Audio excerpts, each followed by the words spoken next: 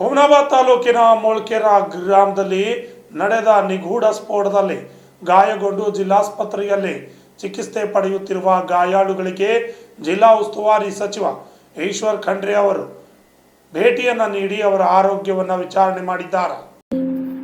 ಗಾಯಾಳುಗಳು ಆರೋಗ್ಯ ವಿಚಾರಿಸಿ ಬಳಿಕ ಸುದ್ದಿಗಾರರೊಂದಿಗೆ ಮಾತನಾಡಿದ ಅವರು, ನಿನ್ನೆ ಹುಮನಾಬಾದ್ ತಾಲೂಕಿನ ಮೊಳ್ಕೆರೆ ಗ್ರಾಮದಲ್ಲಿ ಸ್ಫೋಟವಾಗಿದ್ದು ಬಹಳ ನೋವಿನ ದುಃಖದ ಸಂಗತಿಯಾಗಿದೆ.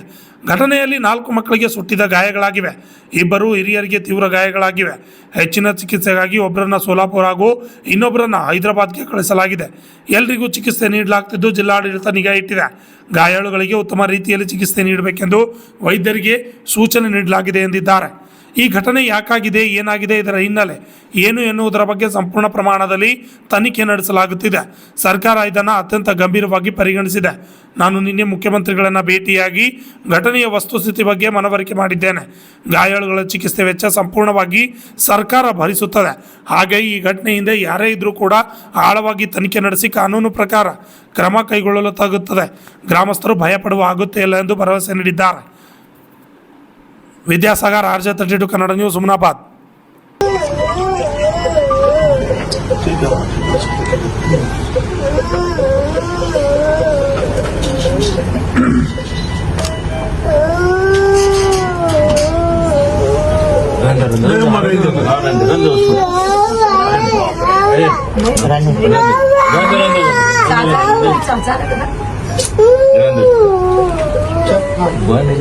सर बर्न आಗಿದೆ ಫುಲ್ ಫೇಸ್ ಎಲ್ಲ ಫ್ಲೇಮ್ಸ್ ಎಲ್ಲ ಆಗಿದೆ ಸರ್ ಎಲ್ಲ ಕಡೆ ಸ್ವಲ್ಪ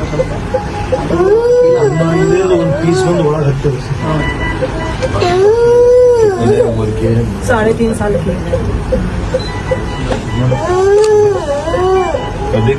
प्रदीप इसका क्या इलाज का खर्चा वगैरह है, हम राजशेखर वगैरह सब बोले सब देख लेते हैं.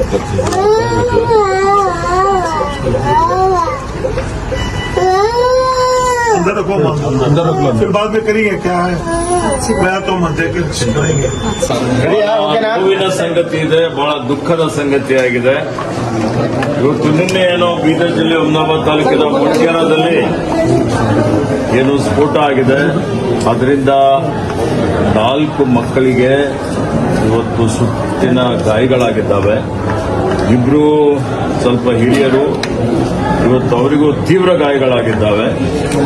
ಮತ್ತು ಅವರೆಲ್ಲರಿಗೆ ಚಿಕಿತ್ಸೆ ಕೊಡಲಾಗ್ತಾ ಇದೆ. ಜಿಲ್ಲಾಡಳಿತ ನಿಗಾ ಇಕ್ಕಿದೆ. ನಾನು, ರಹೀಂ ಖಾನ್ ಅವರು, ರಾಜಶೇಖರ್ ಪಾಟೀಲ್ ಅವರು ಇವತ್ತು ಇಲ್ಲಿಗೆ ಬಂದು ಆ ಗಾಯಾಳುಗಳಿಗೆ ಭೇಟಿಯಾಗಿದ್ದೇವೆ. ವೈದ್ಯರಿಗೆ ಇವತ್ತು ಸೂಚನೆ ಕೊಟ್ಟಿದ್ದಾರೆ. ಎಲ್ಲ ರೀತಿ ಏನೇನು ಉತ್ತಮವಾದಂಥ ಅವರಿಗೆ ಚಿಕಿತ್ಸೆ ಕೊಡಬೇಕು ಅಂತೇಳಿ ಹೇಳಿದ್ದೇವೆ. ಜಿಲ್ಲಾಧಿಕಾರಿಯವರು, ಮುಖ್ಯ ಕಾರ್ಯನಿರ್ವಾಹಕಾಧಿಕಾರಿ, ಪೊಲೀಸ್ ವರಿಷ್ಠಾಧಿಕಾರಿ ಇವರೆಲ್ಲರೂ ಇವತ್ತು ಈ ಒಂದು ಘಟನೆ ಬಗ್ಗೆ ಪೂರ್ಣ ಪ್ರಮಾಣದಲ್ಲಿ ಇವತ್ತು ತನಿಖೆ ಮಾಡುವಂಥದ್ದರ ಬಗ್ಗೆ ಮತ್ತು ಯಾಕೆ ಆಗಿದೆ, ಏನಾಗಿದೆ, ಇದರ ಹಿನ್ನೆಲೆ ಏನಿದೆ ಅನ್ನುವಂಥದ್ರ ಬಗ್ಗೆ ಇವತ್ತು ಅವರು ತನಿಖೆ ಮಾಡ್ತಾ ಇದ್ದಾರೆ. ಸರ್ಕಾರ ಇದನ್ನು ಅತ್ಯಂತ ಗಂಭೀರತೆಯಿಂದ ಪರಿಗಣನೆ ಮಾಡಿದ್ದಾರೆ. ಇನ್ನೇ ಕೇಳಿ ಪೂರ್ತಿ ನಿನ್ನೆ ಮಾನ್ಯ ಮುಖ್ಯಮಂತ್ರಿಗಳಿಗೆ ನಾನು ಭೇಟಿಯಾಗಿ ಅವರಿಗೆ ಏನು ವಸ್ತುಸ್ಥಿತಿ ಇದೆ ಅಂತ ಹೇಳಿ ಅವರಿಗೆ ಮನವರಿಕೆ ಮಾಡಿಕೊಟ್ಟಿದ್ದೇನೆ. ಯಾರ್ಯಾರು ಗಾಯಾಳುಗಳಿದ್ದಾರೆ ಅವ್ರ ಸಂಪೂರ್ಣವಾದಂತಹ ಚಿಕಿತ್ಸೆ ವೆಚ್ಚ ಸರ್ಕಾರ ಭರಿಸುತ್ತದೆ.